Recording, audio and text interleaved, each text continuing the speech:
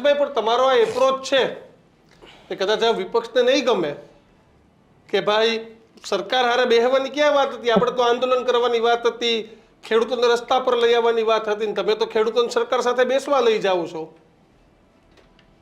દીક્ષિતભાઈ, તમારો સવાલ છે એકદમ ચોક્કસ છે ને હું તમને ત્યાં સુધી કહું કે વિપક્ષ તરફથી મારો પણ સંપર્ક કરવામાં આવ્યો છે. જેવી રીતે સત્તા પક્ષે સંપર્ક કર્યો છે એવી રીતે મારો સંપર્ક વિપક્ષે પણ કર્યો છે. અત્યારે જોવા જઈએ તો આપણે તો એક જ માંગ છે, કેમ કે અમારું જે આંદોલન છે બિન રાજકીય છે. આમાં હું 3 મુદ્દા કહેવા માંગુ છું. અમારો હેતુ શું છે?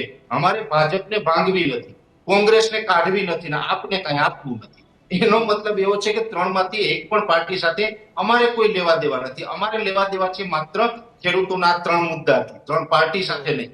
એટલે અમે તો જે ખેડૂતોનું જે હિત થતું હશે એ જ નિર્ણય લેવાના છે. વિપક્ષ કે રીતે નિર્ણય ના લઈ શકીએ, કેમ કે વિપક્ષે તો અમારે જે આ પ્રસ્તાવ આવ્યો છે ત્યારે વિપક્ષને ખબર પડી ત્યારે વિપક્ષમાંથી અમુક લોકોએ અમને ફોન કરીને એવું પણ કીધું છે કે આ તમારે એ સ્વીકારવું ન જોઈએ અને એની સામે રસ્તા ઉપર ઉતરવું જોઈએ, આંદોલન કરવું જોઈએ. ત્યારે અમે એક વાત એ પણ મૂકી હતી કે રસ્તા ઉપર તો ઉતરશું, પછી હળદર જેવું થશે તો હળદરની અંદર પણ આજની તારીખે ખેડૂતો જેલમાં બંધ છે. હજી ઘણા ખેડૂતો છૂટ્યા નથી, ખેડૂત આગેવાન નથી છૂટ્યા. આની અંદર એવું થશે તો એની જવાબદારી કોણ લેશે? ત્યારે જવાબદારી લેવાથી બધા ભાગે છે. ખેડૂત ખંભે જો બંદૂક રાખીને ખાલી ફોડવાનું હોય તો એવી રીતે ખેડૂતના ખંભે બંદૂક રાખીને ફોડીને રાજકીય રોટલા ના ફેંકવા જોઈએ. મારી દ્રષ્ટિએ જે વ્યવહારિક રીતે ખેડૂતનું હિત થતું હોય એ જ દિશામાં કામ કરવું જોઈએ, આની અંદર રાજનીતિ ના કરવી. એટલે પરેશભાઈ, તમને એવું લાગે છે કે દર વખતે કંઈક હિંસા થાય, મુદ્દા થાય, ખેડૂતના ખંભે પિસ્તોલ રાખીને ભડાકા થાય, એટલે જ તમે પહેલે દિવસથી એવું કીધું હતું કે ભાઈ કોઈએ ખેસ પહેરી નાવું નહીં, કોઈ બધાય નાવાની છૂટ છે, પણ તમારી રાજકીય પાર્ટીના ખેસ બહાર મૂકીને આવવાનું? તમને ખબર હતી કે આમાંય હળદર જેવું આ બધા મુદ્દાઓ થાય?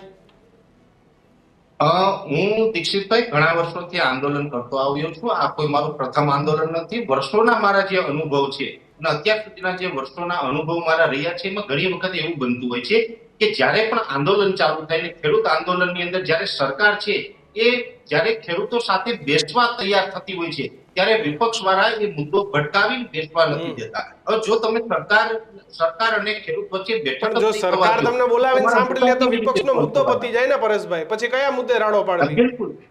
હા, એટલે હું એ જ કહેવા માંગુ છું કિશનભાઈ કે જ્યારે પણ ખેડૂત અને સરકાર વચ્ચે બેઠક થવા જવાની હોય ત્યારે વિપક્ષ છે મુદ્દાને ભટકાવીને બેઠક નથી થવા દેતા. તો મને પહેલેથી ખબર હતી કે કદાચ બેઠક સુધી મામલો પહોંચશે તો આની અંદર પણ કોઈ આવું કરી શકે, એટલે જ પહેલેથી આનો દોરી સંચાર છે અમે, એટલે કે અમારી જે કિસાન સહકાર સમિતિ છે એમણે પોતાના હાથમાં રાખ્યો તો વિપક્ષ છે એને અમે સ્પષ્ટ જણાવ્યું હતું કે તમે ખેડૂત તરીકે આવી શકો